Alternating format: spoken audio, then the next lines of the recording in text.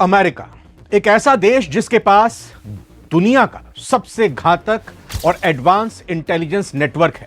CIA, FBI, NSA जैसी 18 खुफिया agencies, secret agencies जो परिंदे के पर मारने की भी खबर रखती हैं। लेकिन सवाल यह है कि फिर भी डोनाल्ड ट्रंप पर हमला कैसे हो गया? सुरक्षा में सेंध कहां लगी? आखिर अमेरिकी राष्ट्रपति की सुरक्षा की जिम्मेदारी किसके पास होती है? तो आज इस वीडियो में हम उस सीक्रेट सर्विस की परतों को खोलेंगे जिसका काम ही है यूएस प्रेसिडेंट के लिए अपनी जान दांव पर लगा देना। हम बात करेंगे उस CAT CAT counter assault team की जिसने चंद सेकंड्स में ट्रंप के चारों ओर सीक्रेट एजेंट्स यानी बॉडीगार्ड्स की दीवार खड़ी कर दी। ये लोग कौन हैं? इनकी ट्रेनिंग कैसे होती है? और क्या वाकई इनसे ही कोई चूक हुई या इनकी बहादुरी ने एक बड़ा अनर्थ टाल दिया?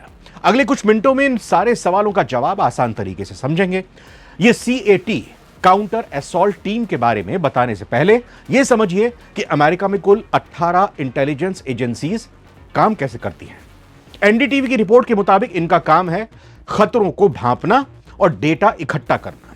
लेकिन जब बात राष्ट्रपति या पूर्व राष्ट्रपति की फिजिकल सुरक्षा की आती है तो सारा जिम्मा एक ही एजेंसी पर होता है, यूएस सीक्रेट सर्विस। जब भी ट्रंप जैसे किसी बड़े नेता की रैली होती है तो ये एजेंसीज हफ्तों पहले से उस जगह को अपने कंट्रोल में, अपने कब्जे में ले लेती हैं। वहां की एक एक खिड़की, एक एक छत और हर एक इंसान की जांच होती है। लेकिन हालिया हमले ने साबित कर दिया कि कहीं ना कहीं इंटेलिजेंस और एग्जीक्यूशन के बीच कोई बड़ी कड़ी टूट गई थी। यूएस सीक्रेट सर्विस नकली नोट से राष्ट्रपति की जान तक का सफर इस एजेंसी ने तय किया है। जानते हैं थोड़ा सा इसका इतिहास और कैसे इसको एक बड़ी जिम्मेदारी मिली। टाइम्स नाउ नवभारत की रिपोर्ट के मुताबिक इस एजेंसी का इतिहास बहुत दिलचस्प है। 150 साल पहले इसे राष्ट्रपति की सुरक्षा के लिए नहीं बल्कि नकली नोटों के पकड़ने के लिए बनाया गया था। जी हां, अमेरिका के डॉलर के जो फर्जी तरीके से छापे जाते थे उसको पकड़ने के लिए बनाया गया था। लेकिन आज ये दुनिया की सबसे भरोसेमंद सुरक्षा एजेंसी है। इन्हें अदृश्य कवच कहा जाता है। इनका मोटिव है, इनका मोटो है राष्ट्रपति के लिए गोली खाना। दवाई वाली गोली नहीं, बंदूक वाली गोली।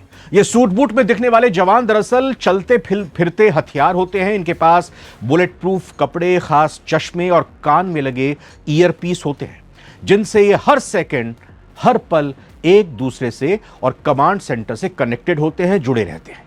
ये अपनी आंखों की पुतलियों तक, अपनी आईबॉल्स तक को ऐसे ट्रेन करते हैं कि भीड़ में छिपे संदिग्ध को पल भर में पहचान लेते हैं। आइए बात करते हैं सबसे घातक टीम की जिसकी चर्चा आज हर तरफ है, CAT। जी हां, आज तक और ABP लाइव की रिपोर्ट्स बताती हैं कि सीक्रेट सर्विस के अंदर की सबसे स्पेशल ऑपरेशंस डिवीजन है और इसीलिए इसमें शामिल जवान भी एकदम स्पेशल ही होते हैं। अगर हमला होता है तो ये टीमें सीधे हमलावर से या हमलावरों से भिड़ती हैं, आमना सामना करती हैं। बाकी टीमें राष्ट्रपति को सुरक्षित उस स्पॉट से निकालती हैं और CAT दुश्मन को रोकती है, उसे लोहा लेती है। अब अगर बात करें इन CAT के जवानों की तो फिटनेस और स्मार्टनेस की इनकी बात की जाए तो इनमें केवल सबसे फिट और सबसे तेज दिमाग वाले जवानों की ही जगह होती है, उनको शामिल किया जाता है। हथियार कौन से होते हैं इनके पास? इनके पास दुनिया के सबसे अत्याधुनिक ऑटोमेटिक हथियार जैसे SR-16 राइफल होती है। इनके काम करने का तरीका कैसा होता है? जब भी गोलियां चलती हैं, हमला होता है, बाकी सुरक्षाकर्मी राष्ट्रपति को कवर करते हैं, लेकिन CAT टीम का काम होता है हमलावर को ढूंढकर, क्योंकि भीड़ में हो सकता है, वो कहीं दूरी में हो सकता है, तो उसको ढूंढकर तुरंत बेअसर करना, उसको या तो मार गिराना या फिर उसको पकड़ना। मतलब जब भी किसी तरह का खतरा बनता है तो यूएस प्रेसिडेंट के आसपास तुरंत 3 लेयर्स एक्टिव हो जाती है, 3 घेरे एक्टिव हो जाते हैं। पहला, क्लोज प्रोटेक्शन टीम राष्ट्रपति को ढाल बनाकर कवर करती है, उन्हें सुरक्षित ले जाती है, जैसा आप तस्वीरों में देख सकते हैं। दूसरा, इवैक्यूएशन टीम उन्हें तुरंत सुरक्षित जगह पर ले जाती है, ये इवैक्यूएशन टीम। तीसरी, CAT टीम हमलावर से सीधे भिड़ती है। लाइव हिंदुस्तान की रिपोर्ट के मुताबिक ट्रंप की जान बचाने में इसी CAT टीम की फुर्ती ने सबसे बड़ी भूमिका निभाई। हमले के 2 सेकंड के भीतर इन्होंने ट्रंप को ह्यूमन शील्ड, मानव ढाल से ढक लिया था। इस हमले के बाद 2 धड़े बन गए हैं। एक का कहना है कि 18 एजेंसियों की मौजूदगी में हमलावर कैसे पहुंच गए। यह सुरक्षा की बहुत बड़ी नाकामी है। वहीं दूसरा पक्ष कहता है कि हमलावर को जिस तेजी से स्नाइपर्स और सीएटी ने ढेर किया, उसने साबित कर दिया कि यह टीम कितनी अलर्ट रहती है, चौकस नहीं रहती है, चौकस रहती है। सीक्रेट सर्विस के लिए एक ही नियम कहा जाता है, you have to be right every single time, the attacker only has to be right once. यानी सुरक्षा को हर बार सही होना होगा, हमलावर को बस एक बार कामयाब होना होगा, और उस दिन सुरक्षा में एक बार की वो चूक बहुत भारी पड़ सकती थी। इसके पीछे कारण हो सकते हैं इंटेलिजेंस गैप, मतलब जो इंटेलिजेंस शेयरिंग होती है उसमें थोड़ा गैप आ गया हो, भीड़ में अचानक मूवमेंट, क्योंकि ये जब भीड़ होती है, जब पब्लिक अपीयरेंस में जाते हैं यूएस प्रेसिडेंट, तो वहां पर भीड़ का फायदा उठाकर हमलावर कहीं ना कहीं कामयाब भी हो सकता है, हमला करने में भी और भागने में भी। और तीसरा बड़ा कारण है लोन अटैकर, यानी अकेला हमलावर होता है तो उसको पहचानना, देखना, समझना बहुत ही मुश्किल होता है।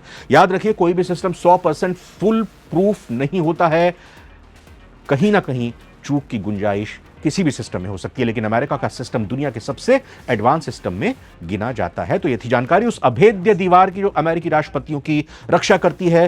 चूक तो हुई है और उसकी जांच जारी है, लेकिन सीक्रेट सर्विस के उन जवानों की बहादुरी को भी नकारा नहीं जा सकता। आपका क्या सोचना है, क्या मानना है? क्या इतनी बड़ी सुरक्षा एजेंसी से ऐसी गलती माफ करने लायक है, या फिर इस हमले के पीछे कोई बड़ी साजिश, कोई बड़ी कॉन्स्पिरेसी है? कमेंट्स में अपनी राय जरूर दें, वीडियो को लाइक करें और सब्सक्राइब करना ना भूलें। नमस्कार।